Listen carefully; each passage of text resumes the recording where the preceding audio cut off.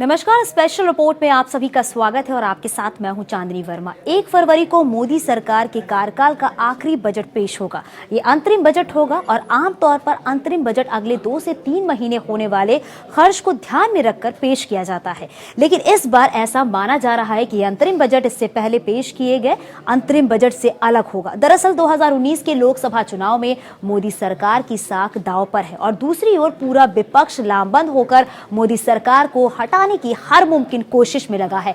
ऐसे में ये बजट जितना आम आदमी के लिए खास है, उतना ही महत्वपूर्ण ये एनडीए सरकार और खुद पीएम मोदी के लिए भी है। बहरहाल उद्योग जगत से लेकर बाजार तक, करदाताओं से लेकर किसान और युवाओं तक सभी की नजर मोदी सरकार के इस चुनावी बजट पर टिकी है। अब देखना यह है कि वित्त मंत्री के पिटारे से किसके लिए क्या निकलता है।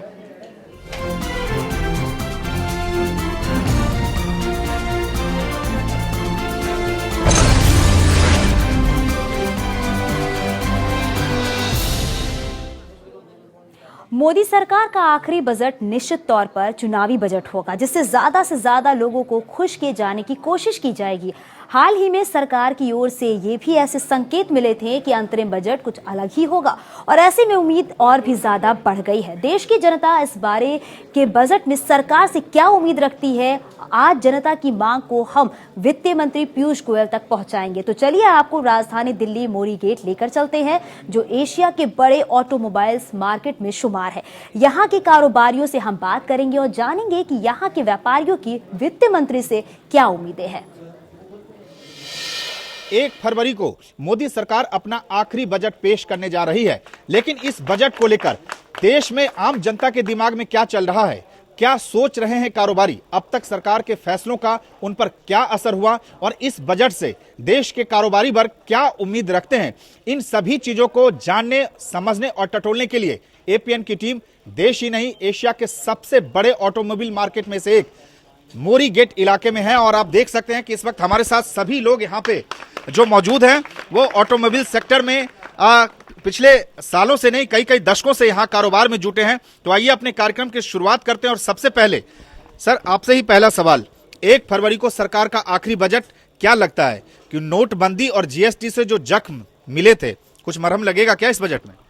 देखिए ऐसा है, पिछले ये 5वां बजट है मोदी सरकार का और जिस उम्मीद से इस सरकार को लेके आए थे, हर बजट के ऊपर हम ये सोचते हैं कि भाई इस बार कुछ अच्छा होगा, इस बार कुछ अच्छा होगा।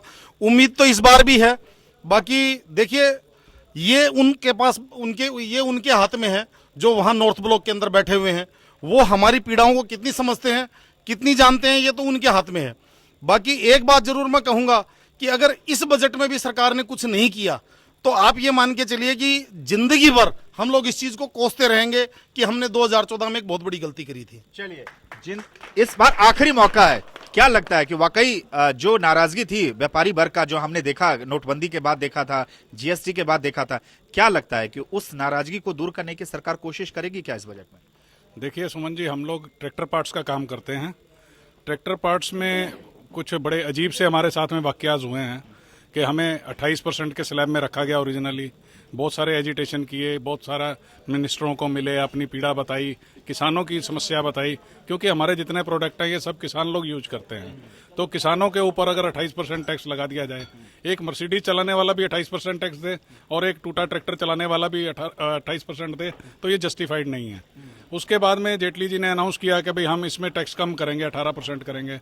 उसमें भी बहुत फिर दोबारा से स्ट्रगल करना पड़ा, बहुत एजिटेशन हुए, सब कुछ किया। उसके बाद में उन्होंने चंद आइटमों पे 18% किया, तो लेकिन पे नहीं हुआ। आप चाहते हैं कि इस बजट में सरकार उस चीज को इम्प्लीमेंट करे? सर मैं तो सिर्फ सरकार का ध्यान इस बात पर देना चाहता हूं कि हमारा जो मदर प्रोडक्ट है, मतलब ट्रैक्टर है, उस पर 12% जीएसटी है और स्पेयर पार्ट्स पर 18%, 28% इस तरह के स्लैब हैं। तो ये बिल्कुल भी जस्टिफाइड नहीं है। मैं चाहूंगा कि सरकार एक रहमदिली से, मैं ये नहीं चाहता कि मोदी सरकार हमारे साथ कुछ बहुत अच्छा करे, लेकिन एक गरीब किसान का जरूर ध्यान रखे कि भाई जो मदर ट्रैक्टर खरीदता है वो अमीर आदमी होता है, जो स्पेयर पार्ट खरीदता है वो इतना अमीर भी नहीं होता। उसके ऊपर ज्यादा टैक्स तो किसी तरीके से भी जस्टिफाइड नहीं है। ट्रैक्टर पार्ट्स पे जीएसटी के स्लैब को कम किया जाए। चलिए आपसे कहते हैं कि आपकी क्या उम्मीद है, आप फाइनेंशियल एक्सपर्ट भी हैं, आप मुझे बताइए। सर ट्रैक्टर पार्ट्स के ऊपर देखा जो हमारा जो देश है वो कृषि प्रधान देश है। और इसमें एक है कि यहाँ का एक नारा है, जय जवान जय किसान। जवान के लिए इतना सरकार कुछ कर रही है। एक तरफ तो सरकार जो है किसान के लिए ब्याज माफी, उसका कर्ज माफ कर रही है, और जीएसटी जो है, जीएसटी और कोई पूरी तरह से समझे तो जीएसटी जो है वो लास्ट पॉइंट टैक्स है, यानी कि ट्रैक्टर पार्ट्स का जो यूज करता है वो किसान करता है।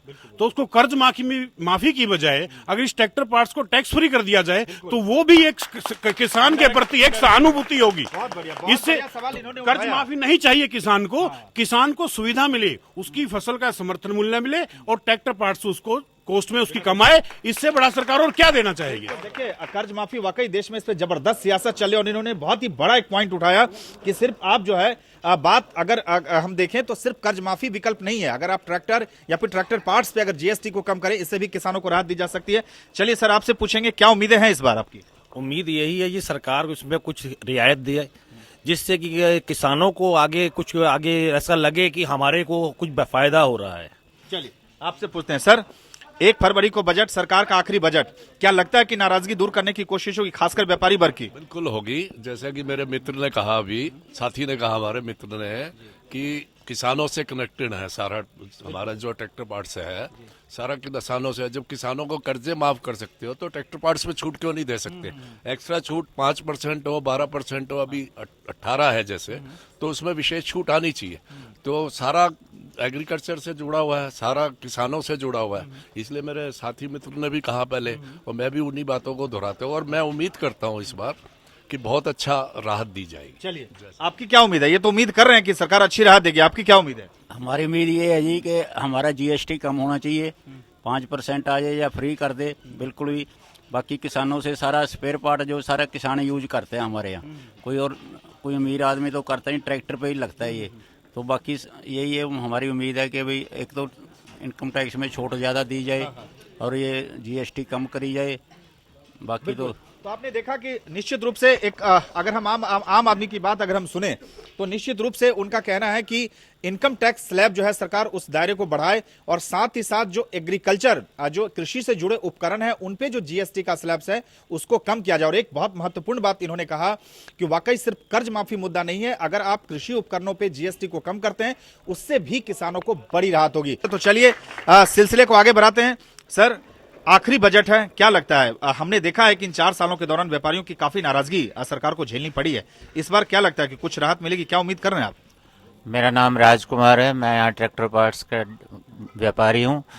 मैं सरकार से अपील करता हूँ कि इस बजट में जो हम पहले 4 बजट में हम इंतज़ार कर रहे थे, वो इंतज़ार इस 5वें बजट में हमारा पूरा हो जाए।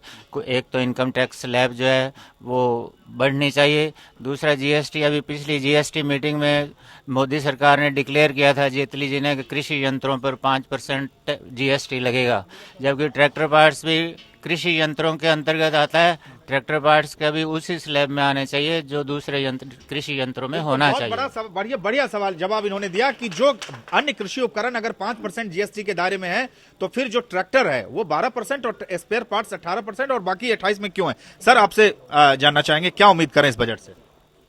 सर, यही चाहिए कि 5% जीएसटी होनी चाहिए। 5% जीएसटी होनी चाहिए। सर, आप क्या कहेंगे?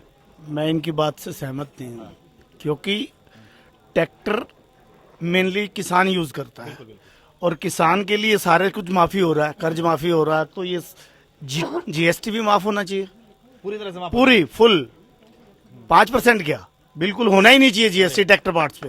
ट्रैक्टर पार्ट्स पे जीएसटी होना ही नहीं चाहिए। अगर आप किसानों को कहते हैं कि हम पूरी तरह से उनका ऋण माफ करेंगे, सर आपका क्या कहना है? सर, मैं मोदी सरकार से एक अपील करता हूँ। अभी उन्होंने देखा कि जीएसटी की वजह से मार्केट के अंदर, व्यापारियों के अंदर कितना रोष है, कितना हम लोग त्रस्त हैं, हमारा कारोबार तहस नहस हो गया है। अभी उन्होंने 3 राज्यों के चुनाव देखे, उसमें उनको हार मिली, ये उनको एक टेलर के रूप में लेना चाहिए, पिक्चर अभी बाकी है। चलिए, 3 राज्यों में मिली हार, ट्रेलर है, पिक्चर अभी बाकी है। सर, आप क्या कहेंगे, वाकई पिक्चर बाकी है क्या? वो लग जाएगा, 2 महीने रह गए हैं, पिक्चर पूरी सामने आ जाएगी। बाकी अभी लास्ट बजट है, कुछ कर दें पेश तो मेरे हिसाब से सुधर जाएगा मामला। चलिए, क्या सर उम्मीद है क्या कि इस बार कुछ जो नाराजगी थी वो दूर होगी क्या? हमारा भारतवर्ष एक कृषि प्रधान देश है और ये हमारी ट्रैक्टर मार्केट मोरीगेट जो ट्रैक्टर पार्ट्स की मार्केट है, इसमें जो इनको बिल्कुल 0% इनको टैक्स करना चाहिए जीएसटी। जब किसानों पे इतना बिल्कुल कर्ज माफ कर रहे हैं तो उनके जो पार्ट्स यूज करते हैं किसान, जो ट्रैक्टर चलाते हैं उनको बिल्कुल 0% करना चाहिए। चलिए, सिर्फ कर्ज माफी ही एक विकल्प नहीं है, एक बहुत बड़ा मुद्दा है। बस मैं आ ही रहा हूँ, आप क्या कहेंगे सर? सर मेरे को मोदी गवर्नमेंट से यही उम्मीद है कि जब किसानों के बारे में इतने लोग सोचते हैं, सारी सरकारें इतने सोचती हैं, तो उनके पार्ट्स पे क्यों नहीं सोचती? चलिए, सिर्फ किसानों के बारे में सोचने से नहीं होगा, ट्रैक्टर पार्ट्स के बारे में भी सोचना होगा। सर आप क्या कहेंगे? सरकार अपने मुद्दों से कई जगह भटकी भी है। पेट्रोल और डीजल दोनों को समानता के रेट पे ले आई है। पहले डिफरेंस होता था 16 रुपये, आज डिफरेंस रह गया 5-5.5 रुपये। जो डीजल के अंदर वाहन चलते हैं उसमें ट्रैक्टर और ट्रक वगैरह हैं। ट्रकों से माल की ढुलाई होती है, उससे उनके ऊपर जो अतिरिक्त भार पड़ेगा तो वो सामान के ऊपर ही पड़ेगा, चाहे उसमें खाने पीने की सब्जियां हो, चाहे ट्रैक्टर पार्ट्स हो, चाहे मोटर पार्ट्स हो, किसी भी आइटम के अंदर हम कहेंगे तो उसका भार उसके ऊपर ही पड़ेगा। जब तक इस विसंगति को दूर नहीं करेंगे, जब तक कुछ भला होने वाला नहीं है। चलिए, आप क्या कहेंगे सर? हमें पूरी उम्मीद है कि मोदी जी हमारा पूरा ख्याल रखेंगे। जो हमारा जीएसटी 28 का 18 करना है, 18 कर देंगे। चलिए, पूरी उम्मीद है इन्हें सरकार से कि जीएसटी जो 28 पर था, बस बिल्कुल सर आ रहा हूं, आप क्या कहेंगे? सर मेरा तो ये मानना है कि जब तक इस देश में रोजगार नहीं बढ़ेगा तब तक आप किसी भी टैक्स स्लैब चाहे कम हो जाए या कुछ भी हो जाए, या मेरे एक भाई ने जैसे कहा कि हमारे को इनकम टैक्स में रिबेट ज़्यादा मिले, जब रोज़गार बढ़ेंगे, हमारी इनकम होगी तो किसी को भी इनकम टैक्स देने में कहीं पे भी कोई दिक्कत नहीं आएगी। लेकिन जब तक इनकम ही नहीं होगी तो आप स्लैब जितना मर्जी बढ़ा लें, सरकार को रोजगार पैदा करने होंगे। सरकार को रोजगार पैदा करने होंगे, वाकई एक बड़ा मुद्दा है और कांग्रेस समेत तमाम विपक्षी पार्टियां सरकार पे रोजगार के मुद्दे पर जो है हमलावर रही हैं। हम आपसे समझना चाहेंगे, अभी हमने देखा कि किसानों की कर्ज माफी सबसे बड़ा राजनीतिक मुद्दा बनने जा रहा है। इस डिबेट के दौरान कई लोगों ने इस बात को कहा कि अगर वाकई किसानों के हितैषी हैं तो सिर्फ कर्ज माफी नहीं, ट्रैक्टर पार्ट्स या अन्य कृषि उपकरण पे जीएसटी को बिल्कुल ही खत्म कर दिया जाए। आप क्या कहेंगे? सुमंत जी, इसके इतर मैं एक बात और कहूंगा, ये पिछले 4.5 साल से जो मेरे को जो दिखाई दे रहा है वो सरकार के अंदर ये है कि करना कुछ कहना कुछ। बात करते हैं किसानों की, जैसे अभी ये बात उठ करके आई है कि भाई कर्ज, एक तरफ कर्ज माफी करते हैं, दूसरी तरफ उनके ऊपर 18-28% टैक्स लगाते हैं और उनको कर्जदार बनाने का साजिश चलती है। मैं दूसरी बात कहता हूं, सरकार पिछले 4 साल से कह रही है एमएसएमई के लिए हम ऐसे करेंगे, हम छोटे व्यापारियों के लिए ऐसे करेंगे, ये पकौड़ा रोजगार योजना, और ये हम हर आदमी को जो है प्राइवेट सेक्टर में भी रोजगार दिलवाएंगे, और ये क्या कहते हैं स्वरोजगार के अंदर हम ये करेंगे, और हमने मुद्रा योजना और ये फलाना योजना। मैं आपको एक चीज पूछता हूं, जीएसटी से पहले जो वैट व्यवस्था थी उस टाइम एक्साइज था, तो उस टाइम सरकार की व्यवस्था क्या थी कि 1.5 करोड़ तक का जो भी उद्यमी था, जो लोग 1.5 करोड़ तक का अपने घर में बैठे बैठे छोटे छोटे जो कुटीर उद्योग थे उनके अंदर जो माल बनाते थे या आइटम बनाते थे उसमें 1.5 करोड़ तक कोई एक्साइज नहीं थी। 1.5 करोड़ से ऊपर वालों का एक्साइज थी, तो उस कैटेगरी में हम लोग आते थे। तो 12.5% हमारा, और ये जो मल्टीनेशनल कंपनियां जो माल बनाती हैं इनके और हमारे बीच में 12.5% का रेट का डिफरेंस होता था। आज सरकार ने 1 रुपए से टैक्स चालू कर दिया। मेरी बात समझिए आप। अब मुझे एक बात बताइए, महिंद्रा कंपनी को या स्वराज कंपनी को मोरी गेट में बैठा हुआ एक छोटा सा व्यापारी जिसने 10 बाई 10 की अपनी एक झोंपड़ी के अंदर अपना एक छोटा सा कारोबार कर रहा है और कोई आइटम तैयार कर रहा है अपने कुटीर उद्योग के रूप में, वो कैसे महिंद्रा या स्वराज को या सोनालिका को कैसे कंपीट कर सकता है? तो सरकार ने एमएसएमई का ध्यान कहां रखा? बहुत तेजी से सर संक्षेप में आप बताएं क्या कहेंगे? हम ये कहना चाह रहे हैं जी, जैसे सरकार सबको जो नौकरी सरकारी करता है उनको पेंशन देती है, व्यापारी को भी पेंशन मिलनी चाहिए। 60 साल की उम्र के पार उसको पेंशन मिलनी चाहिए, उसको सारी सहूलतें मिलनी चाहिए। तो व्यापारी है एक जो आदमी सब सरकार को टैक्स देता है, जो नौकरी मिलता है वो भी इसी पैसे से जाते हैं, सब सारे पैसे हमारे पैसे से, व्यापारियों के पैसे से ही सबको नौकरी मिलती है, उनको पैसे। हाँ, बहुत बड़ा सवाल उठाया कि अगर आप नौकरी पेशा लोगों को अगर सरकार पेंशन देती है तो व्यापारी भी जिंदगी भर कमाता है, वो भी सरकार को टैक्स देता है, लिहाजा वो भी पेंशन का हकदार है, लिहाजा उसे भी पेंशन मिलना चाहिए। बात करेंगे, मोदी सरकार के आखिरी बजट की उल्टी गिनती शुरू हो चुकी है और इस बीच दिल्ली के मोरी गेट मार्केट के ऑटोमोबाइल्स व्यापारियों की उम्मीदें वित्त मंत्री पर टिकी हैं। तमाम आशा और आशंकाओं के बीच इस बार के बजट से यहां के व्यापारियों को वित्त मंत्री से क्या उम्मीद है, आइए जानते हैं। आइए एक बार फिर से अपने बातचीत के सिलसिले को आगे बढ़ाते हैं और बहुत तेजी से सर, आखिरी पड़ाव पे है कार्यक्रम के, क्या लगता है कि इस बार नाराजगी दूर होगी? बिल्कुल होगी, निश्चित तौर से अपने को उम्मीद है। देखो बाकी 1 फरवरी को पता चलेगा। हाँ, 1 फरवरी को पता चलेगा। 1 फरवरी से जब पोर्टली खुलेगा सरकार का, तो कुछ लगता है कि कुछ अच्छा निकलेगा इस बार? भाई साहब, हम तो यही चाहते हैं कि सरकार की तरफ से अच्छा निकले, और ये भी चाहते हैं कि पूरे व्यापारिक वर्ग को, ये 60 साल के बाद तब आधे से ज्यादा व्यापारी या 25% व्यापारी ऐसे होते हैं जिनके पास पूंजी नहीं बचती, और उनके लिए कुछ ना कुछ ऐसा किया जाए। जैसे जीएसटी हमसे ले रही है 18%, उसमें 0.25% या 2% ऐसा कुछ सिस्टम कर दिया जाए कि उनको पैसा सारा का सारा पेंशन के रूप में बाद में मिले।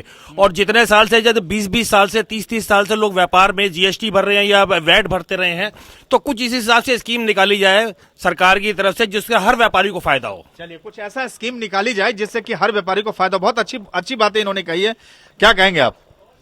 सर, इसमें यही है कि सरकार को जो ये दोहरी नीति है कि हाथी के दांत दिखाने के कुछ हैं और खाने के कुछ और हैं, ये दोहरी नीति से हटके वाक्य में जो नीति बनाती है उसको प्रैक्टिकल में लाके बनाया जाए। उसका एक जीता जाता छोटा सा एक एग्जांपल मैं आपको देना चाहूंगा। आज जीएसटी को लगे हुए 18 महीने हो गए हैं, और जीएसटीआर 2, जीएसटीआर 1 पहले स्टेप है रिटर्न भरने का, जीएसटीआर 2 अभी तक सरकार की चालू नहीं है, कोई पूछने वाला नहीं है। और अगर एक व्यापारी अपनी टैक्स जमा कराने में 1 दिन लेट हो जाता है तो 50 रुपए पेनल्टी है। ऐसी नीतियों को सरकार को छोड़ के चाहिए, और व्यापारियों को, और कृषि प्रधान देश को किसानों के हित में या व्यापारियों के हित में फैसले लेने चाहिए जो एक तरह की नीति हो। एक सवाल और आपसे, जीएसटी जब लागू हुआ तो हमने देखा कि हमने शो भी किया था कि सारे लोग बहुत परेशान थे कि जीएसटी रिटर्न भरने में दिक्कत आ रही।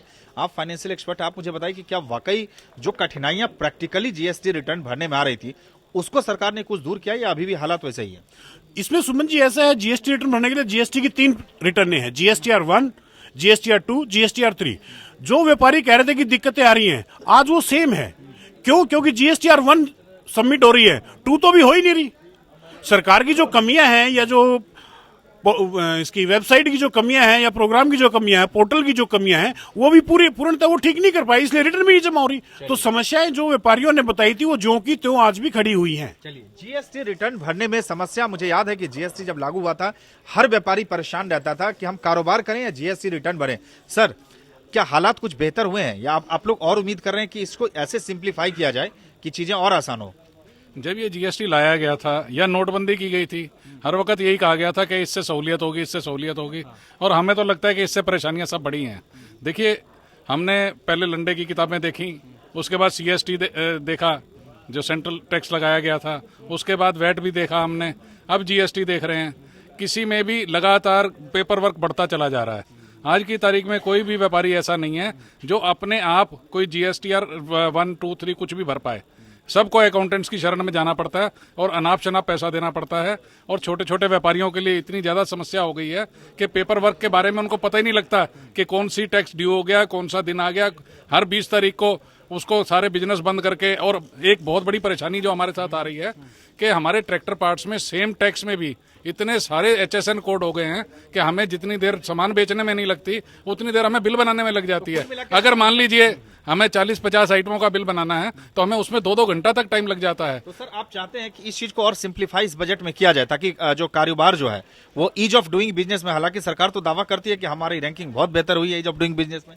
सर, ऐसा है, ईज ऑफ डूइंग बिजनेस में हो सकता है बहुत बड़ी कंपनियों को कुछ फायदा हुआ हो, लेकिन छोटे व्यापारियों को इसमें लगातार परेशानियां बढ़ ही रही हैं, कोई कम नहीं हुई हैं। मैं तो आपको ये बता सकता हूं कि हमारे 18% HSN में मैंने पीछे 75 आइटमों का बिल बनाया, उसमें मुझे 2.5 घंटे लगे।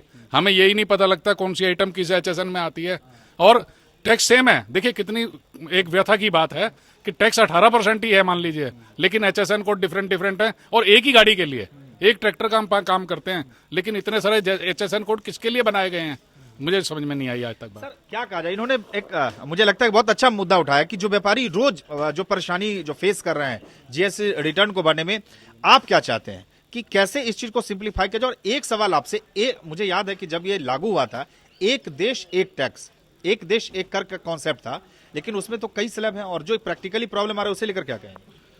ऐसा है सुमंत जी, मैं अभी थोड़ी देर पहले आपको बोल चुका हूं कि करनी और कथनी में बहुत बड़ा अंतर है, और मैं इसको छोटे शब्दों में एक ही बात कहूंगा कि सरकार जो हमें आरक्षण 10% आरक्षण देकर के लुभाने की कोशिश कर रही है। हमें 10% आरक्षण नहीं चाहिए, हमें 100% संरक्षण चाहिए। हमें सरकार से आरक्षण की आवश्यकता नहीं है, वो काम हम अपने आप कर लेंगे। हमें तो सरकार संरक्षण दे, हमारे को लॉ एंड ऑर्डर की व्यवस्था हमारी अच्छी करे, हमारे अंदर जो भय है उसको कम करे, हमारे अंदर संरक्षण की भावना उत्पन्न करे। बाकी के रोजगार तो हम अपने आप उत्पन्न कर देंगे, मैं तो इतना ही कहूंगा। चलिए, आरक्षण नहीं संरक्षण चाहिए, मुझे लगता है कि बहुत सारे लोग इससे सहमत हैं। निश्चित रूप से आप क्या कहेंगे? मैं निरंजन भाई की बात से बिल्कुल सहमत हूं, क्योंकि व्यापारी जो है जब से अपना व्यापार शुरू करता है तब से लेके जिस दिन वो मरता है ना, वो उसी दिन रिटायर होता है। उसे कोई पेंशन नहीं मिलती, कुछ नहीं, और वो खुद इतना सक्षम है कि वो लास्ट टाइम तक अपने व्यापार करता रहता है। लेकिन सरकार से सिर्फ इतनी हमारी इच्छा है कि अगर सरकार किसी तरीके से हमारे को लॉ एंड ऑर्डर या इन चीज़ों में संरक्षण दे सकती है, जिससे कि एक व्यापारी अपने आप को महफूज महसूस कर सके। चलिए, व्यापारी महफूज महसूस कर सके। सर, एक सवाल, आपने पेट्रोल डीजल का मुद्दा बड़ा उठाया, इसमें बड़ी राजनीति हुई है। क्या आप लोग क्या इस बार उम्मीद कर रहे हैं क्या कि जीएसटी के दायरे में लाया जाता कि राहत हो? सरकार की नीयत नहीं है कि वो जीएसटी के दायरे में इसको लेके आए। वो दोहरी नीति पे है, दोहरी नीति पे ही चलेगी। दूसरा, जो व्यापारियों के ऊपर हर वक्त तलवार लटकी रहती है, वो एक ही काम है, रेट बढ़ाते रहो और पब्लिक को लुभाते रहो। एक दूसरा, किस विश्व के अंदर किसी भी देश में 28% स्लैब का जीएसटी है ही नहीं, जीएसटी है ही नहीं।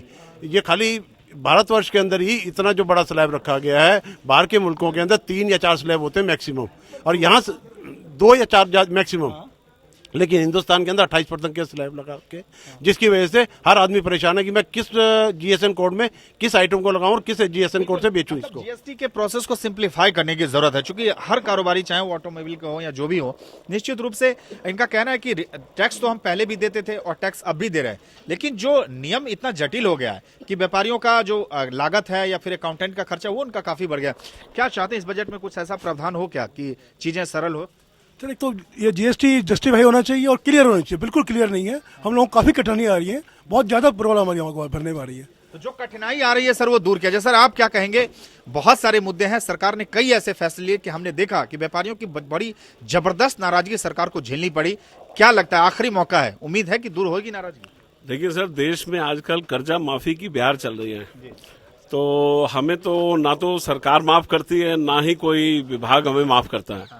देश में आए दिन आप देख रहे हैं, नई नई राजनीतिक पार्टियां, कोई किसानों का कर्जा माफ कर रहे हैं, कोई किसी को स्कूटी दे रहा है, कोई लैपटॉप के लुभावने वो दे रहा है। तो ये आखिरकार सारा पैसा कहीं ना कहीं से निचोड़ के वो जीडीपी से और व्यापारियों के फंड से ही जाना है। जो उठता है, जो कह देता है, कहता है जी कर्जा माफ कर दो, इसका कर्जा माफ कर दो। वो कर्जा कितने लाखों करोड़ों में है, उसका हिसाब कोई नहीं लगाता। सब अपनी राजनीति को उल्लू अपना सीधा करने में लगे हैं। तो आखिरकार व्यापारियों के लिए भी कुछ ऐसा कर लो कि हमें भी माफ कर दो भाई, हमारा कर्जा हमारा भी, हमें भी माफ कर दो कम से कम। बहुत मुद्दा उठाया इन्होंने। अगर किसानों का कर्जा माफ सरकार कर सकती है तो जरा व्यापारियों के बारे में भी सोचना चाहिए। क्या कहेंगे आप? बिल्कुल सोचना चाहिए। मेरा मानना है कि सरकारों को जल्द से जल्द फैसले लेना चाहिए कि सरकारियों के लिए, जो व्यापारी हैं उनके लिए कर्ज माफी करना चाहिए या पेंशन योजना लानी चाहिए। कर्ज माफी या पेंशन योजना, बहुत बड़ा सवाल यहाँ निकल कर आया है कि जिस तरह से किसानों पर सियासत हो रही, किसानों का पार्टी कहती है कि पूर्ण कर्ज माफी सरकारों ने किया भी है, व्यापारियों के लिए भी जैसा इन्होंने उठाया। आप क्या कहेंगे? जीएसटी के अंदर व्यापारी वर्ग जीएसटी की दरों में कम से कम जीएसटी लगे, ताकि हमारे व्यापार बहुत बढ़िया हो। इस वक्त मार्केट के अंदर आप आके देखिए, जमीनी हकीकत इतनी बुरी है कि लोगों को रोजमर्रा की जरूरतों के लिए दो हाथ करने पड़ रहे हैं। किताबों में और बातों में बहुत कुछ है, हम यहाँ जा रहे हैं, हमारी जीडीपी इतनी आगे जा रही है, हमारा कारोबार वहां जा रहा है। आप यहाँ आके देखिए ना, हाल क्या है, सारा दिन सन्नाटा पड़ा हुआ है मार्केट के अंदर, और बड़ी कंपनियों को ही फायदा हो रहा है, छोटे व्यापारी को कोई फायदा नहीं। उसके पीछे कारण है, एक व्यापारी करनाल से यहाँ पे 2 पार्ट लेने आता है अपने ट्रैक्टर के लिए, उसको जीएसटी लगा के हम 12% लगाते हैं। वो कहता है मेरे को लेना नहीं है, मेरे को तो इतना महंगा मेरा पार्ट पड़ रहा है, मैं अपना ट्रैक्टर बेच देता हूँ। मेरा कारोबार के अंदर बहुत बड़ा इफेक्ट पड़ रहा है। इसलिए सरकार से मेरी अपील है कि जीएसटी की दरों में कमी की जाए। जो हमारे सुनील जी ने बात की कि भाई कर्जा माफी, कोई भी पार्टी अगर कर्जा माफी करती है ना, तो वो अपने फंड से करे, ना कि पब्लिक के पैसे से। जो भी पार्टी, भाई मैं किसानों का कर्जा माफ करेंगे, उसका कर्जा माफ करेंगे, उसको स्कूटी देंगे, जो देगा अपने फंड से देगा, टैक्स के पैसे नहीं। आम आदमी के टैक्स के पैसे से कर्ज माफी नहीं होनी चाहिए। आप क्या कहेंगे? बिल्कुल सही बात है। मेरे भाई ने बिल्कुल सही कहा है कि जो पार्टी आएगी वो अपनी जेब से पैसा खर्चे ना, हमारा पैसा खर्चेगा। बिल्कुल। तो आपने देखा कि जो तमाम लोग हैं, एक छोटा सा कमेंट अगर आप कुछ करना चाहें, आखिरी पड़ाव पे हैं, जल्दी से। मैं तो यही कहना चाहूंगा, अभी भी आखिरी बजट आपका, अब आगे आप सरकार में आएंगे नहीं आएंगे, कम से कम इसमें तो कम से कम आप रात देते जाइए। परमात्मा आपका भला करेगा, नहीं देके जाएंगे तो भी भला करेगा। धन्यवाद आपका। बिल्कुल। तो आप देख सकते हैं कि बहुत ही अच्छा, बेहद संक्षेप में। जी सर, बताएं। अभी हाल ही में एक स्टडी आई है कि मुकेश अंबानी की जो कंपनी है रिलायंस, उसने 1 लाख करोड़ रुपए का मुनाफा कमाया है। तो मैं तो कहता हूं कि अंबानी जैसे व्यक्ति को जो इतना मुनाफा कमा रहा है, उसी देश का प्राइम मिनिस्टर बना देना चाहिए, ताकि सबका भला हो जाएगा और हम सबका भी भला हो जाएगा। जी बिल्कुल। तो आप देख सकते हैं कि इन्होंने भी एक आइडिया दिया है, और निश्चित रूप से मोरी गेट में इस डिबेट के दौरान अलग अलग जो तमाम कारोबारी, उन्होंने अलग अलग तरीके की बात रखी। वाकई नोटबंदी हो, जीएसटी हो, या फिर जीएसटी को रिटर्न भरने में जो व्यापारियों को दिक्कतें आ रही है, किसानों पे राजनीति हो रही है, किसानों की कर्ज माफी हो रही है, लेकिन किसानों से जो ट्रैक्टर पार्ट्स हैं उन पे जीएसटी कम किया जाए। तो बहुत सारे मुद्दे, बहुत सारी बातें इस डिबेट में निकल कर आई, और हमें उम्मीद है और सबकी निगाहें अब 1 फरवरी पे टिकी होंगी, जब वाकई सरकार अपनी पोटली खोलेगी और उस पोटली से क्या निकलता है और कितनी उम्मीदें पूरी होती हैं, इस पे जरूर निगाहें रहेंगी। लेकिन जनता का दबाव सरकार पर रहेगा, क्योंकि आखिरी बजट है और अभी तक जो सरकार ने फैसले लिए, इन फैसलों से जो लोगों की नाराजगी है उसे दूर करने का भी सरकार के पास यह आखिरी मौका।